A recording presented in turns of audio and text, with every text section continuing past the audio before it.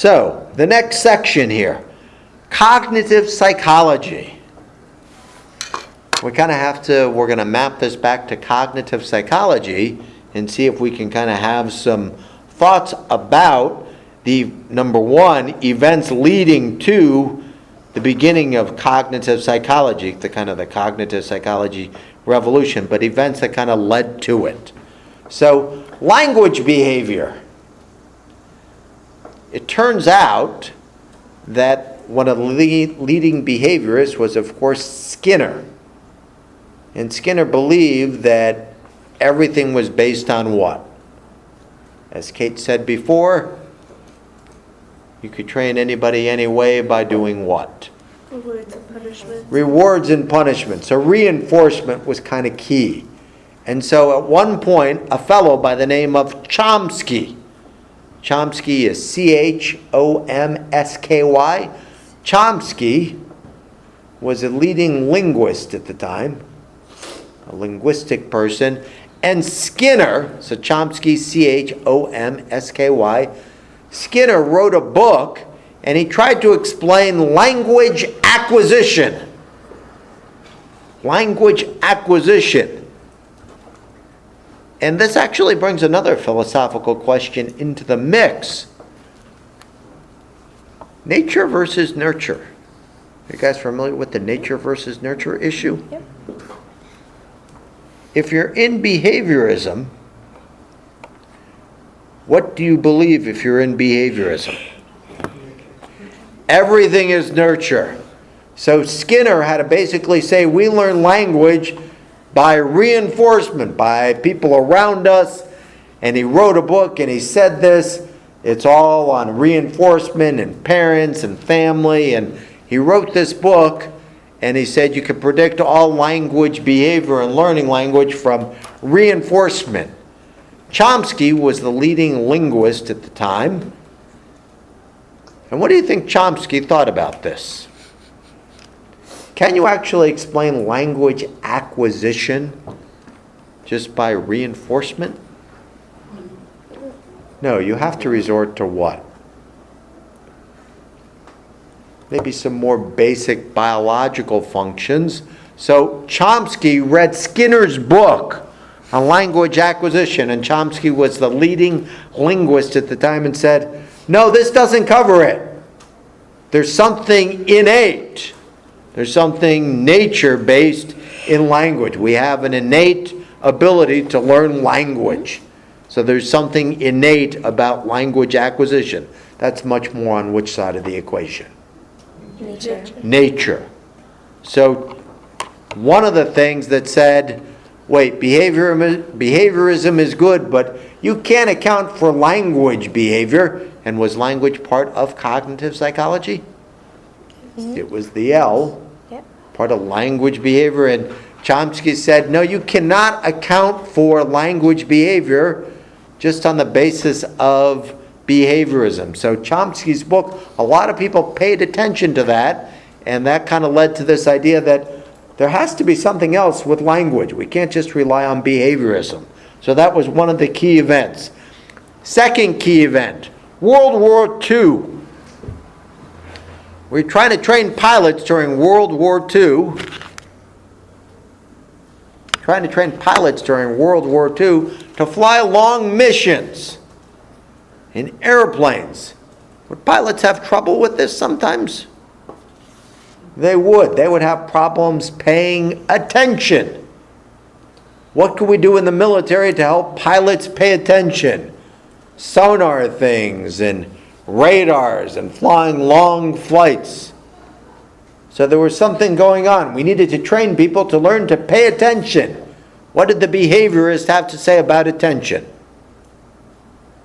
It's a waste of time. It's a waste of time because it's a mind state. But yet the military, even sitting here in class, or some of you yawning here, it's tiring, right? To pay attention, that we have to study attention. We want to train people how to be more attentive. So was behaviorism addressing that?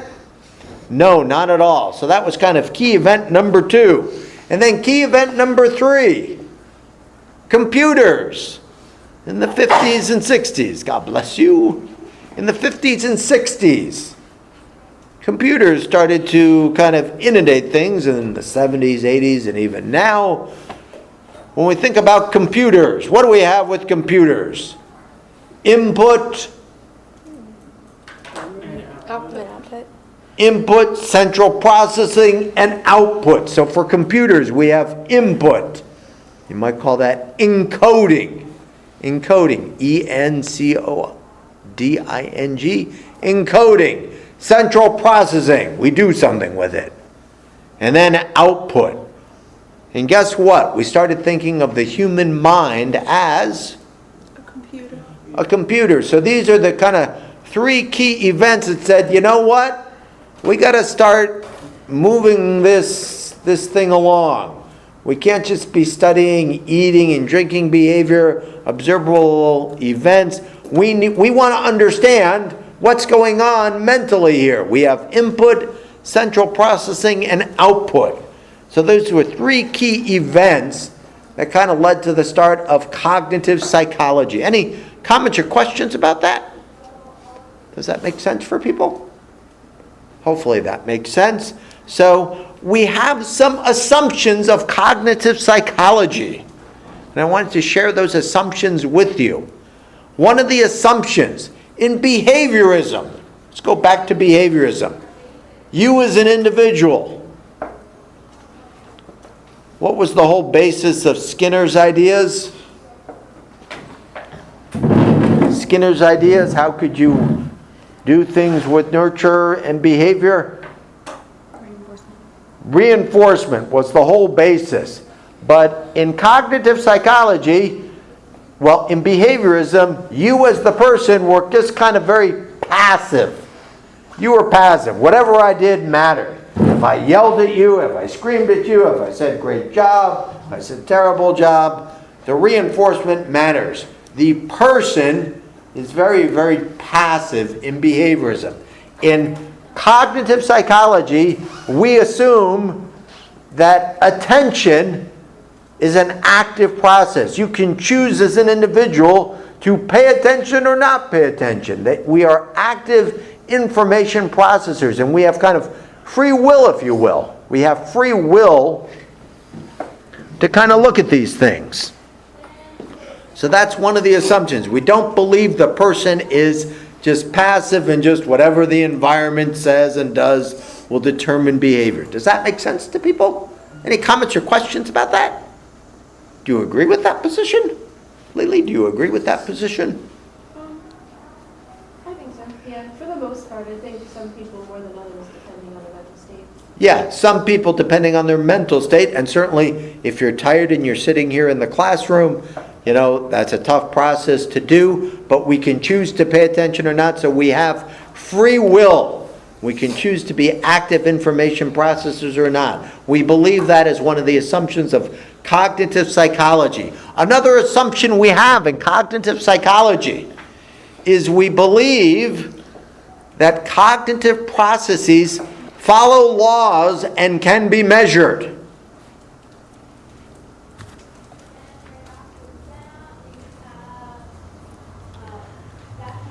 That cognitive psychology processes follow laws and can be measured. Does that sound like a good idea? What would be the opposite of that? If cognitive psychology did not have laws and could not be measured, could we be scientific about this game? No, it would be very difficult. But we believe that it is scientific. There are laws of cognitive psychology, and they can be measurable. We believe that. Now, did the introspectors believe that cognitive psychology could be studied and measured? Yeah, they kind of tried, but was it really scientific? No, it really wasn't. But let me ask you a little question here. This is where we're going to kind of tie in back to what we did on the first day of class. What did we do on the first day of class? We did a little experiment, right? Can somebody recap what that experiment was about? What did we do? Kat, what did we do on the first day of class? Well, we were given like lists of words, we had to read them and how long each person took. So you were given a list of words to read. One list was what type of words? High frequency. High frequency. The other type of list was what? Low frequency. Low frequency. So I did that, and then what did we collect from that? Data, What kind of data? statistical data. Yeah, but specifically what? What was the dependent variable there? The amount of time it took them to read the list. Time to read the list. So did I actually was that an actual kind of experiment? Yeah, what did I manipulate there? The high frequency versus the list, basically. So the list type was the IV, right? Because it's a general category name, the condition or the type of list. We had two levels, high frequency and low frequency. And what did I collect? The DV was The amount of time. the amount of time it took to read the list.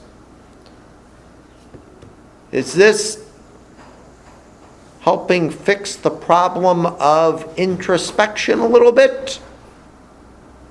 What was the problem with introspection? The data was subjective. It was very subjective. It was self-report. Well, I perceive this, I perceive that. Very, very subjective and self-report bias. The behaviorists changed that. But what we do, and one of the real key assumptions of cognitive psychology, is we do something called a chronometric analysis. A chronometric analysis. What does chronometric mean? Chrono stands for time. A key assumption of cognitive psychology, I want to write this one down. We believe we can use time, many times it's reaction time, as the basis for studying mental events. As the basis for studying mental events.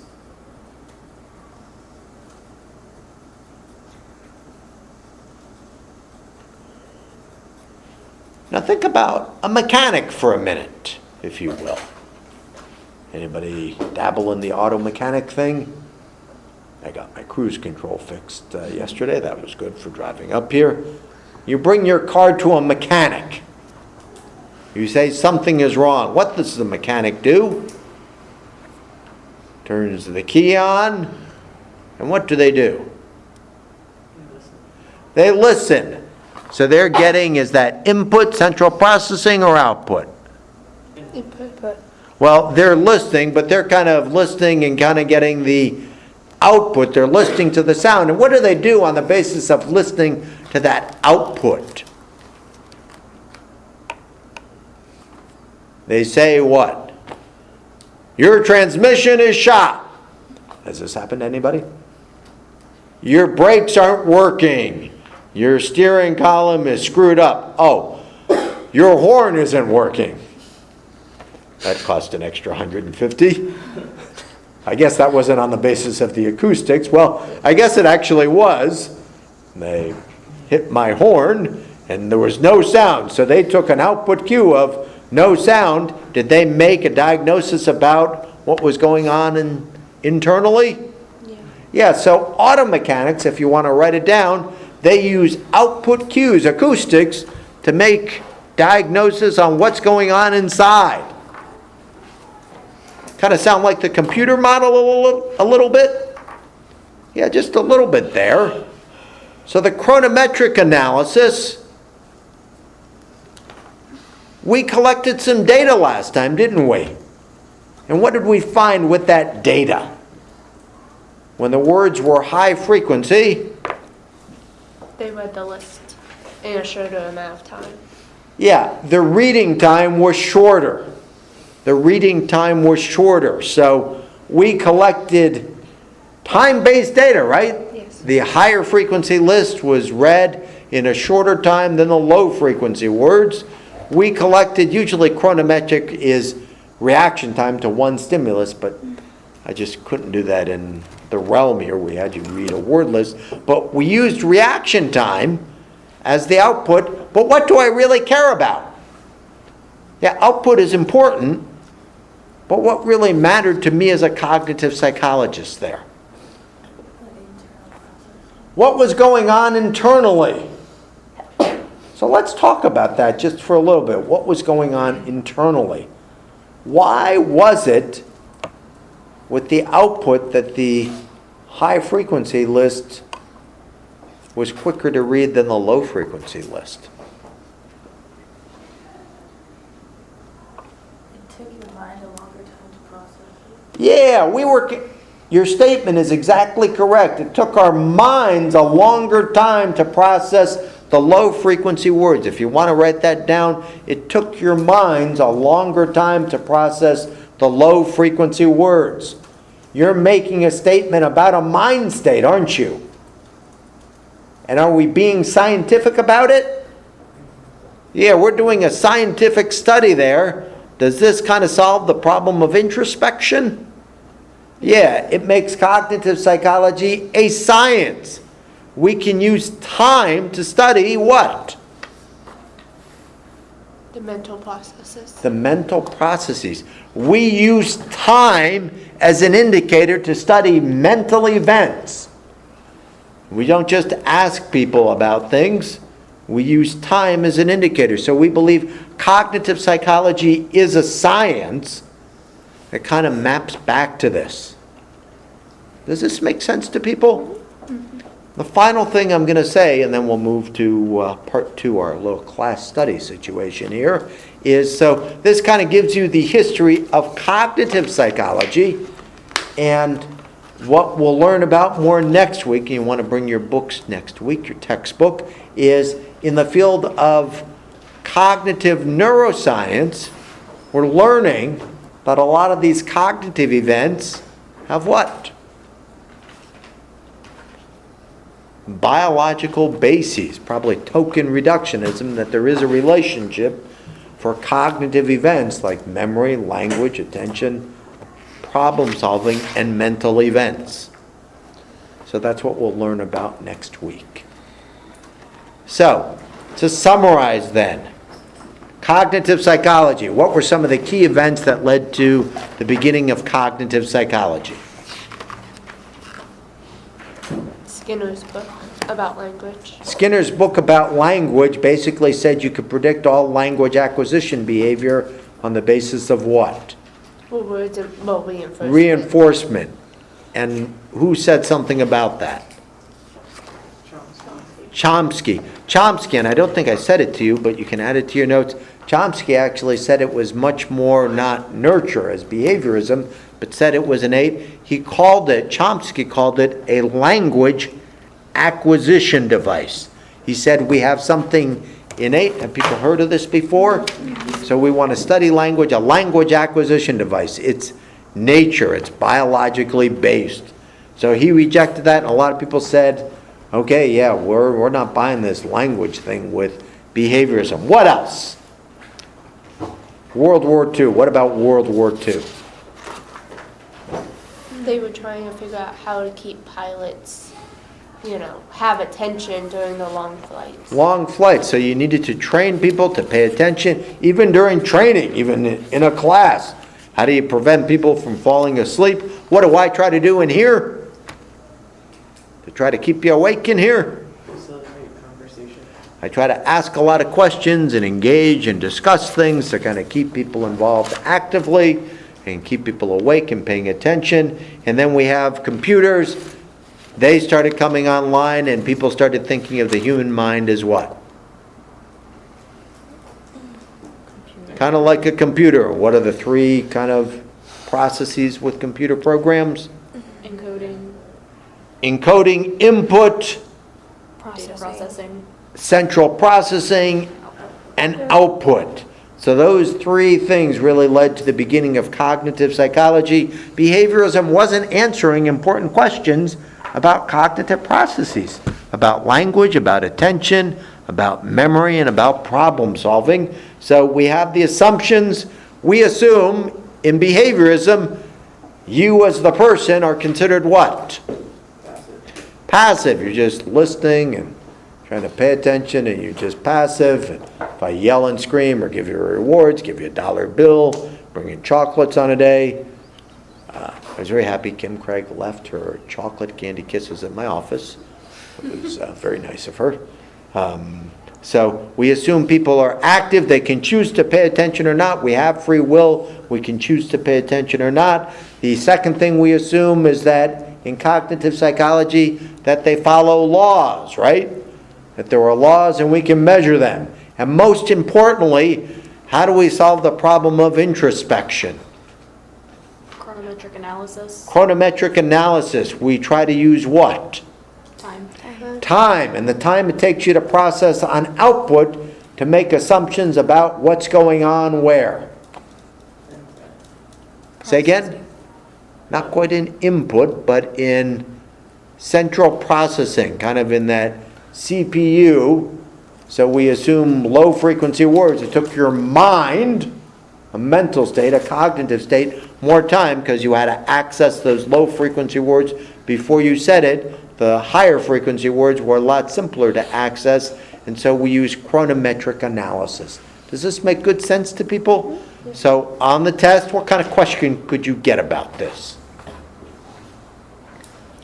You could get some sort of history question about what would, if somebody had this statement, what rules would they be following? What was right about this? What was wrong about this? Kind of asking you critical thinking questions. So you have the basis here. Hopefully your notes have this down. You'll be asked kind of a higher level question, and you'll be asked to write words. And, if you just say things, well, it takes longer to process. That's one thing. If you say chronometric analysis would indicate X, Y, and Z, that's more the full credit kind of answer for things. Any comments or questions about this? Okay, so that's